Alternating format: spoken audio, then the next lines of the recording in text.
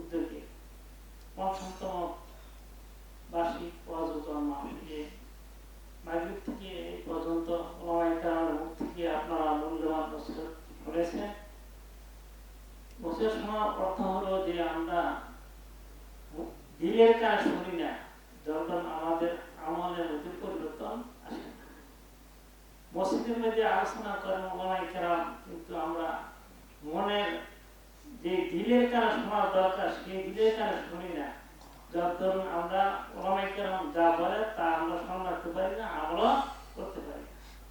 অর্থাৎ আমাদের এই ওয়াজের দ্বারা কান শুরু হয়, কিন্তু অন্তরে যে দিলের যে খোরাক সেটা হয় না। তার কারণ হলো প্রথম শর্ত নসিহত আমার আপনার আসবে, পরিবর্তন আসবে যদি আমরা দিলের কানে শুনি। তাহলে তো ওলামায়ে কেরাম মাওলানা মুবারক সাহেব দীর্ঘক্ষণ আপনাদের সঙ্গে আলোচনা করেছেন। আমরা ছোট সময় দেখেছি বক্সার মাওলানা মরহুম আহমদ আলী সাহেব আমাদের বাড়িতে ডাক্তার প্রতি বছর ওনাকে এনে ওয়াজ করাইতেন এবং আহমদ মনির সাহেবের কাছে আমার আব্বা এবং মা মুরিদ হয়েছে। উনি একজন হক্কানি আলেম। ওনাদের দোয়ার বরকতে এই এলাকায় আল্লাহ পাক আমাকে আপনাদের মহব্বতের কারণে, আপনাদের চেষ্টার কারণে, আমাদের ভাই বেড়াদার যারা আছে তারা সকলে আমার প্রতি চেষ্টা করেছেন, যার ধরুন আমাকে মির্জাপুর মাদ্রাসা ভর্তি করান। মির্জাপুর মাদ্রাসা ৬ বছর লেখাপড়া করে তারপরে চলে যায় সাভার যখন যায় তখন আব্দুল সালামের ভগ্নিপতি সেখানে ছিলেন, সে সহযোগিতা করেছেন। সাভারে ১ বছর থাকার পরে আসছি মালিবাগ মাদ্রাসা, সেখানে পড়ালেখা করলাম ৮ বছর। আল্লাহ তাআলা আস্তে আস্তে করে এই এলাকা এসেছি এবং তখন 1997-তে বছর আমি খেদমত করেছি মাঝবাড়ি মাদ্রাসা। সেখান থেকে মুফতি মোহাম্মদ আলী সাহেব নিয়ে এসেছেন পাইগিরি মাদ্রাসা 2001 সালে। 2001 সাল থেকে 25 বছর চলছে খেদমতে এবং আল্লাহ তাআলা মাঝখানে 2001 সাল থেকে মসজিদের দায়িত্ব পালন করছি। 12 বছর শুধু জমানত করাইছি। তারপরে 12 বছর পর থেকে নিয়ে 5 ওয়াক্ত নামাজের দায়িত্ব নেই। বর্তমান যে মসজিদ মাঝখানে দক্ষিণপাড়া বাইতুল মোহাম্মদ মসজিদে দায়িত্ব গ্রহণ করি। মোটামুটি বাগিবাড়িও 25 বছর চলছে, পাঁচকান্দিও 25 বছর চলছে।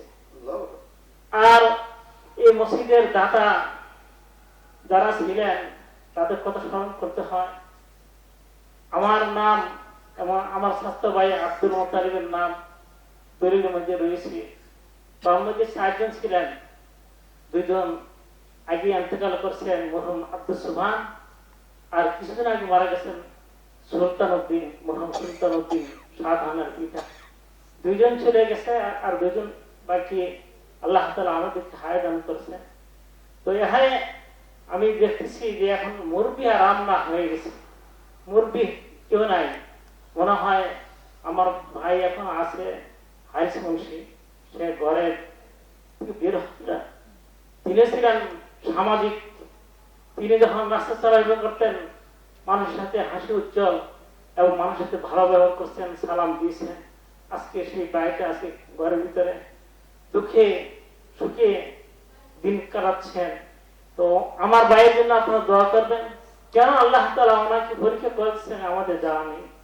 তো আমার অনুরোধ থাকবে অত্র এলাকার যারা আছেন, যেমন এখন বর্তমানে মুরব্বী হলো ওসমান চাচা এবং আমার ভাতিজা আমির হোসেন, তারাই দায়িত্ব পালন করতেছেন। এর সাথে সাথে ওসমানের ছেলে শামীম এবং হরতারি এবং কয়েকজন আছে এই মসজিদের জন্য অনেক চেষ্টা করতেছেন। এই চেষ্টার ফলে আজকে ইউনিয়ন সাহেবের ইয়া থেকে পক্ষ থেকে 1 লক্ষ টাকা এই মসজিদের জন্য, ওযুখানার জন্য বরাদ্দ করেছেন। এটা আল্লাহ তাআলা বড় নিয়ামত।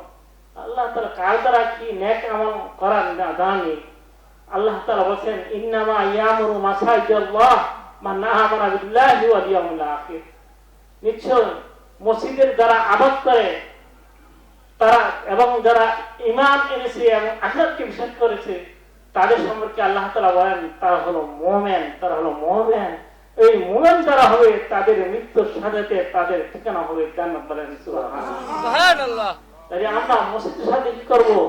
সদা সর্বদা কি করবো? হ্যাঁ, সম্পর্ক রাখবো। আর মনের পরিচয় হলো, একজন মনের পরিচয় হলো কালকে কোন সময় জানে, কালকে কোন সময় জানে যখন আশা আদিমের ছায় দিতে আর কোনো ছায় থাকবে না, সেই দিন সাত ব্যক্তিকে আল্লাহ তাআলা তার আশা আদিমের ছায় স্থান দান করবেন। এক ব্যক্তি হলো ওই ব্যক্তি যে ফজর নামাজ পড়ছে আবার জোহরের নামাজের জন্য অপেক্ষা থাকে কোন সময় মুয়াজ্জিন আযান দিবে। এরকম ব্যক্তিকে আল্লাহ তাআলা আশা আদিমের ছায় স্থান দান করবেন। এবং যুবকদের ইবাদত যারা করছে, যুবকরা যারা ইবাদত করতেছে তাদেরকে আল্লাহ তাআলা আশা আদিমের ছায় স্থান দান করবেন। দোয়া করি আল্লাহ তাআলা অত্র এলাকার যারা মুরব্বিয়ান ইসলাম দুনিয়া থেকে চলে গেছেন এবং আমার আব্বা এবং দাদা এবং পাড়াপড়শি যারা অন্ধকার কবরে শুয়ে আছেন সকলের জন্য হুজুর দোয়া করবেন যেন আল্লাহ তাআলা এই মসজিদকে কেন্দ্র করে আল্লাহ তাআলা প্রত্যেকের কবরটাকে যেন জান্নাতের বাগিচা বানায় দেন এবং জান্নাতের মাঝে উসে মাকাম জান্নাতুল ফেরদাউস দান করেন। বলুন আমিন। আমিন। হুজুর আমাদের